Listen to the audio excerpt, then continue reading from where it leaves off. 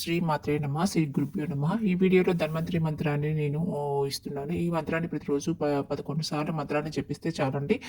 ఇది అత్యంత శక్తివంతమైన ఈ ధన్వంతరి మంత్రాన్ని జపించడం వల్ల అన్ని రకాల భయాలు, బాధలు, వ్యాధులు, ఆరోగ్య సమస్యల నుండి ఉపశమనం కలుగుతుంది. ఈ సూత్రాన్ని ప్రతిరోజు చదివిన యెడల సర్వ రోగాలు, బాధలు నశింపచేసి ఆయురారోగ్యం కలుగుతుందన్నమాట.